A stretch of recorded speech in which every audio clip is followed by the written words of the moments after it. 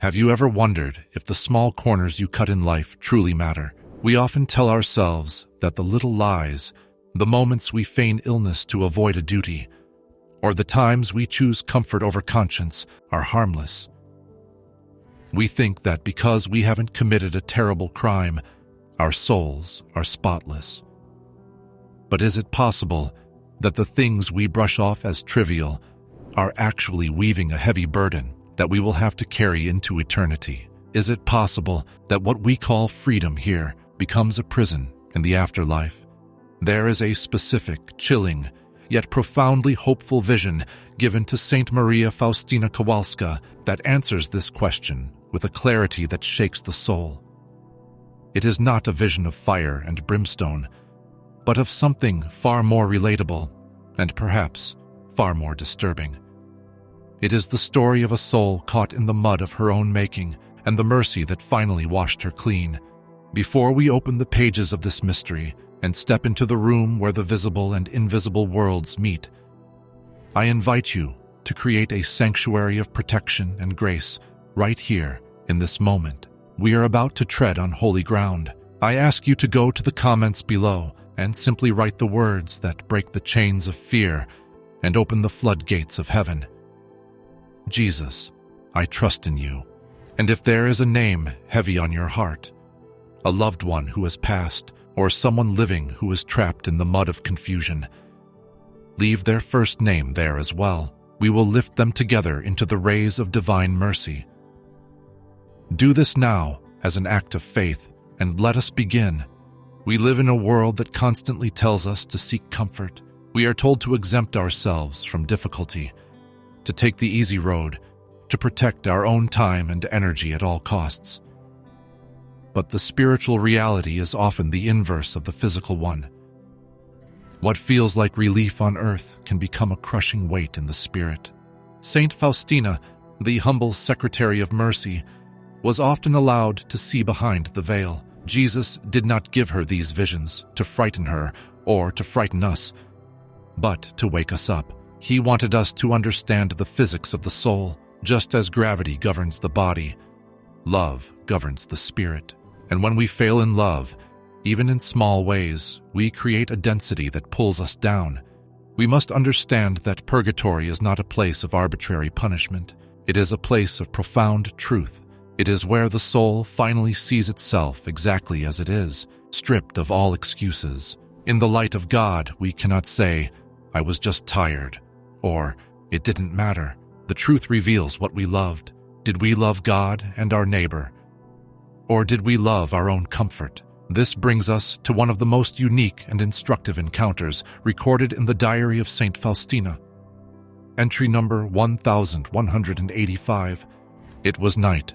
The convent was wrapped in the deep, heavy silence that only a house of prayer knows. Sister Faustina was in her cell, perhaps resting after a day of illness and suffering, or perhaps in deep prayer. The veil between her world and the next was always thin, but on this night, it dissolved. She was visited by a soul. It was one of the sisters from her own congregation who had already passed away. When we think of a soul in purgatory, our minds usually rush to images of flames or intense heat, based on many other mystical accounts. But this vision was different. It was startlingly physical in its grimness. Faustina describes the sister not as burning, but as being in a pitiable state. She looked at this deceased nun and saw that she was not surrounded by light, nor was she consumed by fire. Instead, she was covered in mud, thick, heavy, gray mud. It coated her habit, her face, her hands. It was as if she had been dragged through a swamp, or as if she were made of the very earth she had tried to cling to. Imagine the sensation of that. Mud is cold. Mud is heavy. It restricts movement. It clings. It makes you feel sluggish and exhausted. This soul looked terribly tired, worn out, and dirty. It was a picture of spiritual exhaustion. Faustina, with her heart always full of compassion, did not recoil in disgust. She leaned in with the charity of a saint. She asked the question that we must all ask when we encounter suffering. What are you suffering for? The soul spoke. Her voice likely carried the weight of her regret. She said to Faustina, "I am suffering because I was exempted from the community rules." Let those words sink in. I was exempted. At first glance, this seems confusing. Why would being exempted be a sin? If a superior gives you permission to skip a prayer or a duty, surely that is obedience, not sin. But the soul went on to explain the truth of her heart. This sister, during her life in the convent, had often complained of being ill when she was not truly ill, or she had exaggerated her tiredness to avoid the rigors of community life. She had asked to be excused from work, excused from communal prayer, excused from the small sacrifices that make up the day of a religious sister. She had sought the easy way. She wanted the title of a nun, but she didn't want the cross. She used the excuse of health to serve her own laziness, and now look at the consequence. It is a masterpiece of divine poetic justice. In life, she didn't want to move. She wanted to rest. She didn't want to work. She wanted to lie down. So, in the afterlife, she was given exactly what she chose. Heaviness. She was stuck. The mud represented the earthliness she had chosen over the spiritual duties of her vocation. She had chosen the dust of the earth over the fire of charity, and so now the dust clung to her. She was not burning with the fire of longing for God because, in life, she had dampened that fire with her excuses. She was simply stuck in the cold, wet, heavy reality of her own sloth. This vision shakes us because it is so incredibly modern. We live in the age of exemptions. We constantly seek reasons why we shouldn't have to do the hard thing. I'm too tired to go to Mass. I'm too stressed to pray. I deserve a break, so I won't help my family today. I'll lie and say I'm sick, so I don't have to go to that event. We think we are gaining freedom. We think we are stealing back a little bit of time for ourselves. But this vision tells us the terrifying truth. We are not stealing time. We are covering ourselves in mud. Every time we choose the lie of comfort over the truth of duty, we are adding another layer of heavy, cold clay to our souls. Faustina looked at this sister and understood immediately. There was no judgment in Faustina's heart, only a desire to help. This is the rescue that is central to the message of divine mercy. The story does not end with the sister standing in the mud, condemned forever. Faustina began to pray. She did not just say words. She threw her whole heart into the scale of justice. She offered her own love to make up for the sister's lack of love. And what happened? As Faustina prayed, the vision changed. The heavy mud began to wash away. It didn't happen all at once, but patch by patch, the grime dissolved. The sister's face began to clear. The heavy weight that was dragging her down began to lift. The power of intercessory prayer was like a gentle, warm rain washing away the cold earth. This is the first critical lesson for us. The mud of our sins is not permanent, but it requires a remedy. It requires the water of mercy. And often, God uses the prayers of the living to wash the souls of the dead. But why did this touch Jesus so deeply? Why does he allow Faustina to see this? To understand this, we must look at another encounter, a deeper revelation where Jesus explains why he cares about the small details of our lives. In another entry, Jesus speaks to Faustina about the value of the little things. We often think God is only watching the big moments, the life-changing decisions. But Jesus says to her, "My daughter, you please me most by suffering patiently in little things." Why? Because great sacrifices are rare. We might only have one chance in our lives to do something heroic, but small sacrifices, they happen 100 times a day. The alarm clock ringing when you want to sleep, the child crying when you want quiet, the difficult coworker you must be polite to, the headache you offer up instead of complaining about. The nun in the mud had rejected these little coins of love. She threw them away. She thought they were worthless. She thought, God doesn't care if I skip this 1 hour of work. But to Jesus, that hour of work was an opportunity for her to say, I love you. By rejecting the work, she rejected the interaction with him. The mud was the accumulation of thousands of rejected opportunities to love. There is a profound psychological truth here as well. When we lie to ourselves, when we say we are sick when we are not, we create a fracture in our reality. We start to live in a world of pretense. We become actors on a stage. And purgatory is the place where the acting stops. The curtain falls, the costumes are removed, and the mud we used to paint our disguise becomes our cage. But let us go deeper. This vision of the nun in the mud is not an isolated incident. It is part of a tapestry of revelations regarding the afterlife in the diary. To fully understand the rescue, we must understand the danger. On another occasion, Saint Faustina was taken in spirit to the judgment seat. She writes about the 7 deadly sins and how they manifest in the afterlife. She saw that souls are tortured by the very senses they use to sin. Those who sinned with their eyes by looking at impure things are plunged into darkness or see terrifying visions. Those who sinned with their tongues, through gossip or cruelty, feel their tongues as if they are burning. And here, with the nun, we see the specific punishment for sloth. Sloth is not just laziness. It is a sorrow about spiritual good. It is being bored with God. It is finding the things of heaven to be heavy and tiresome. So, in the afterlife, that spiritual heaviness becomes literal weight, the mud. But here is where the story shifts from warning to hope. Here is where the voice of Jesus breaks through the darkness. Jesus does not show these things to Faustina to lead us to despair. He shows them to reveal the immensity of his mercy. If mud can be washed away, then there is hope for everyone. Listen to the words of Jesus recorded in the diary, words that are meant to be the lifeline for anyone feeling the weight of their own past. My mercy is greater than your sins and those of the entire world. Who can measure the extent of my goodness? For you I descended from heaven to earth. For you I allowed myself to be nailed to the cross.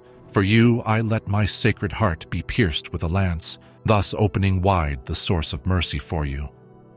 Come then, with trust, to draw graces from this fountain. Come then, with trust. The nun in the vision had failed to trust. She trusted in her own cleverness to avoid work. She trusted in her bed for comfort. She did not trust that if she gave her energy to God, He would sustain her. So, how do we apply this? How do we wash off the mud before we die, so we don't have to carry it into the next life? The diary gives us a very specific rescue plan. It is a plan that turns the heavy mud into gold. First, we must embrace the sacrament of the moment. This means looking at whatever you are doing right now, driving, washing dishes, working at a computer, caring for a sick relative, and realizing that this is the place of your sanctification. You do not need to be in a monastery to be holy. You just need to stop exempting yourself from the reality of your life. When you feel that urge to cut a corner, to tell a small lie to get out of trouble, or to be lazy when you should be attentive, catch yourself. Visualize the mud. Say to yourself, I will not put this weight on my soul. And then offer that moment to Jesus. Jesus, I do this for love of you. Suddenly, the mud vanishes. The heavy duty becomes a wing that lifts you up. Second, we must use the power of the chaplet of divine mercy. Faustina saw the mud wash away when she prayed. We have that same power. When we pray the chaplet for the holy souls in purgatory or for our own sinful past, we are applying the blood and water of Christ like a solvent. It dissolves the grime of sin. There is a beautiful account where Faustina asks Jesus about the souls who have no one to pray for them. Jesus tells her that by entering into the abyss of his mercy, she can supply what is lacking for them. We can be the ones who wash the mud off the forgotten souls. Imagine the power you hold in your hands when you hold a rosary. You are not just counting beads. You are scrubbing the souls of your brothers and sisters clean. You are lifting the weight of the world. Let us return to the vision of the nun one last time. After Faustina's prayer, the sister was not just clean, she was grateful. The bond between the church on earth, us, and the church suffering, Purgatory, is a bond of love.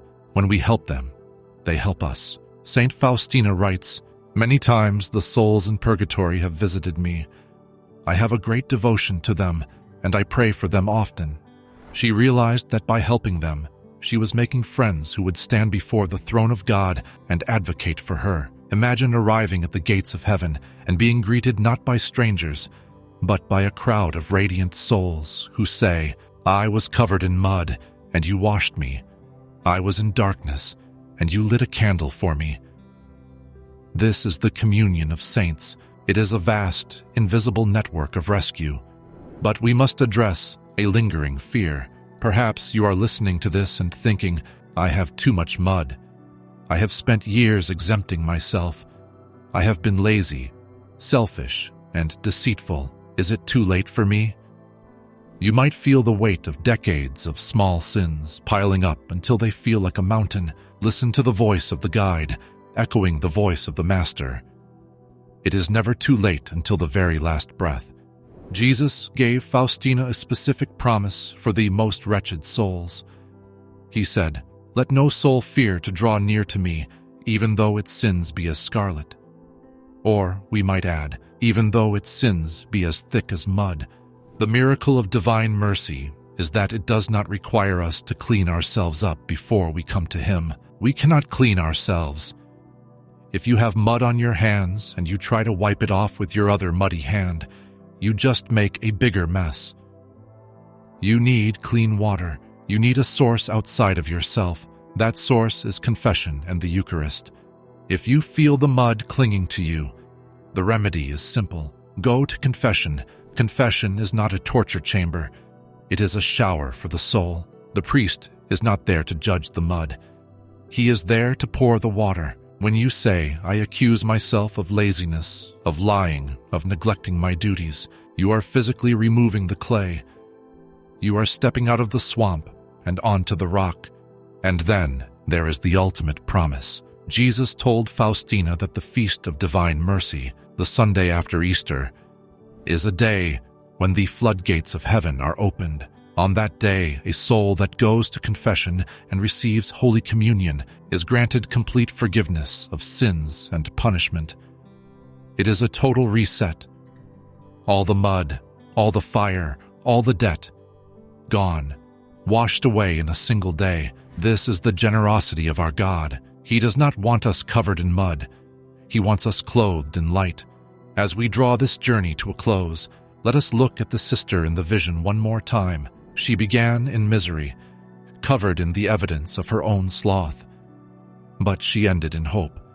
Cleansed by the prayer of a righteous soul, she serves as a warning, yes, but also as a beacon. She warns us, do not take your duties lightly.